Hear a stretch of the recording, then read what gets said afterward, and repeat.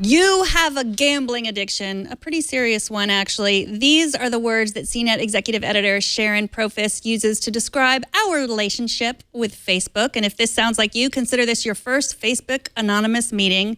And Sharon Profis is here to show you how to quit the world's most popular social network. Welcome to the show, Sharon. Thank you for having me. So you write that we might be spending or wasting 6 to 7 hours per week swiping through Facebook. If we want to stop, you say step one is don't overthink it. Can you talk a little bit about that? Yeah, so I think that because it really truly is an addiction for a lot of people, we tend to, just like when you quit anything, whether it's cigarettes or bad food, you overthink it or you delay making a decision because you are just inherently addicted to it and you crave it. So the first step really is to stop overthinking it. You know, you might be thinking, well, what will I be missing out on? What if someone gets engaged and I miss out? What if I miss baby photos or some, news or a viral video? So yes, you might miss some things, but the more you think about all that FOMO, the less likely it is that you're actually going to quit.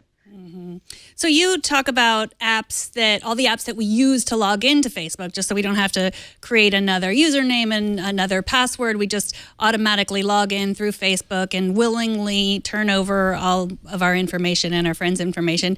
What happens if you deactivate or delete your account? What happens to all those logins? Can you get to those sites now? Yeah, so about 6 months ago, I deactivated my Facebook account, and it was a super frustrating experience because I deactivated it and I was like, yeah, go me, I'm off Facebook, a new life, new lease on life. And then I went to log into my Spotify account and it said, oh, log in with your Facebook. So I clicked the button to see what would happen. And lo and behold, I had inadvertently reactivated my Facebook account.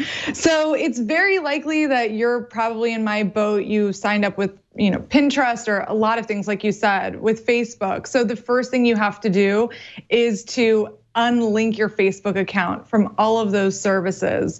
And usually what that involves is hitting a button that says disconnect from Facebook and then creating either a new username or using your email to log into those services. It is a painful experience, but it's totally worth it, I promise.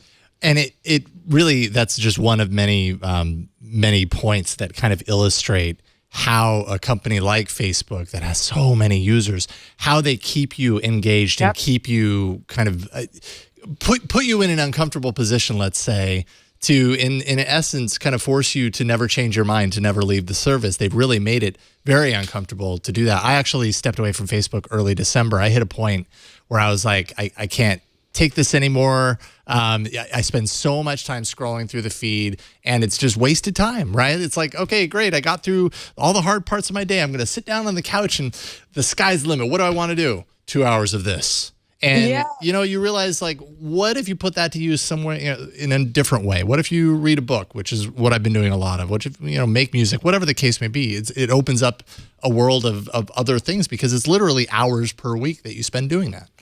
Oh yeah, and one thing I didn't mention in the story, but I can mention here is that, and I think there's a similar feature on Android, but if you have an iPhone and you go into your battery settings, it'll show you a list of all the apps that you use and what percentage of your battery they're consuming. Now, if you tap any item on that list, the list will flip and tell you how much time, on-screen time, you've spent with those apps.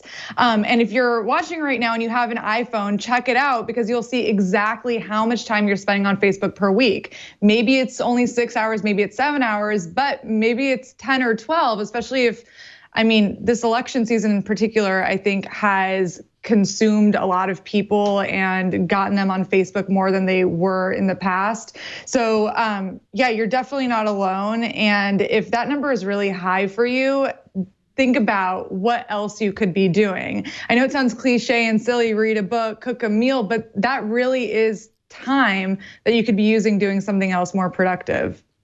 I sound like a freaking middle school teacher right now.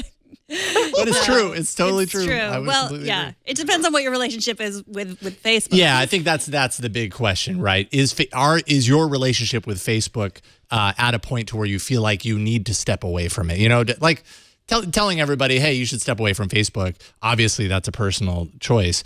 I definitely hit that point where I was like, all right, I need to for my own sanity, because it just wasn't. I kept going back to the well, but I wasn't enjoying what I was finding there. It was all, kind of putting me in a negative space, and I want my time to be spent positively. Mm-hmm.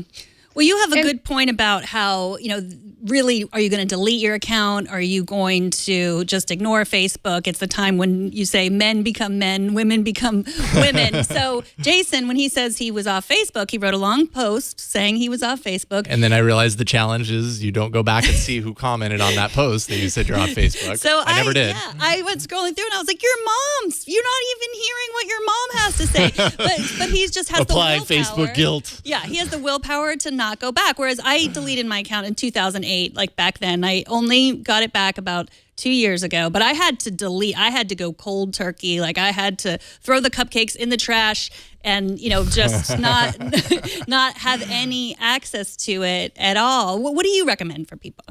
So I think it really depends on your willpower, and only you know how far you can push yourself. So for me, I've been able to, you guys can probably understand, it's really hard to be in media and not have profiles on every social network. So I like to keep my Facebook up because I selfishly want to let people know when I have a new video in my series out. But otherwise, I've deleted my account the app from my phone, and I rarely, if ever, maybe once a week, check Facebook nowadays. And that's it for me, and it really works.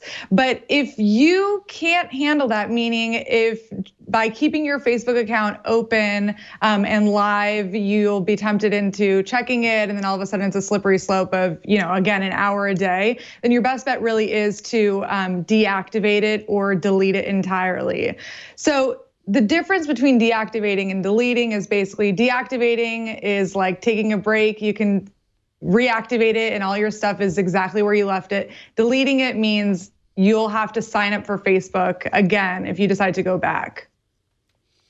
I've found another challenge, obviously, is the maintaining contact. Like the big challenge is that everybody's on Facebook, and Facebook's been around for a long time, right? So over that amount of time, it's like our habits, our routines for keeping in touch with our friends and family in long distances have transformed for a long period of time. It used to be that you used to call and you used to email, and now much of this conversation happens on Facebook. And we've been exposed to that for so long that stepping away from Facebook isn't just, I need a break from Facebook. It ends up being, I'm also getting distance between myself and my friends and my family, and that becomes a big challenge. What do you recommend there? So that's a really good point, and it's definitely a challenge. And for sure, it won't just be weird for you to disconnect from your family on Facebook. It's going to be weird for your family members when you start actually texting them or calling them. Right. Or what happened. So that's a little growing pain. The part about the friends is really interesting. I think that Facebook has created this inflated sense of our circle of friends, meaning we think we have a bigger group of friends than we actually have. So it's a good time to take a moment and ask yourself, how many of these people do I see in real life? So one of my rules when I was on Facebook was, if I pass them by in the street and I wouldn't stop to say hi, give a hug, or have a conversation, I probably shouldn't be friends with them on Facebook. So you can use little filters like that for yourself to decide, are these really my friends? Who do I actually want to keep in touch with? And what's wonderful is that once you do leave Facebook, it'll force you to either reach out to those people who you only contacted on Facebook but didn't actually hang out with in real life, or realize that maybe they actually aren't your friends in the first place and you've just been stalking them since high school. That's a good way to put it.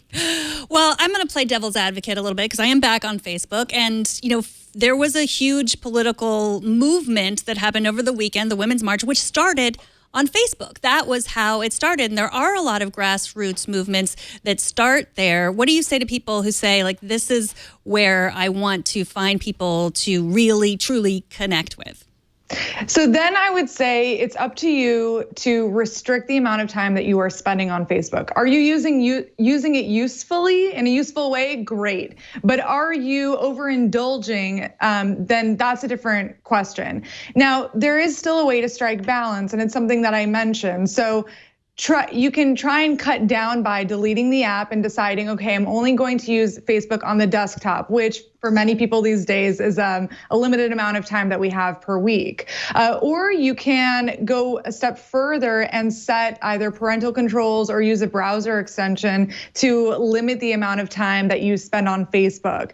Definitely, I support the grassroots movements that started on Facebook, specifically the Women's March, but that doesn't mean that you have to spend an hour a day in those activities unless you're organizing one, in which case more power to you. Right. Okay, so what if we've decided, yes, Sharon is right, I have a problem and I need to go cold turkey, I need to delete it. What about all my memories? What do I do with those? So Facebook does actually make it easy to save all of your data. It's available in your settings. So if you go to your Facebook settings, there's an option to download all of your data, kind of like Google's takeout service. So what that will happen is you'll ask for it, they'll send you a link to a download file, and then all of your photos, your posts, your contact lists, everything will be saved for you. So you can just blissfully leave Facebook and know that your data is with you.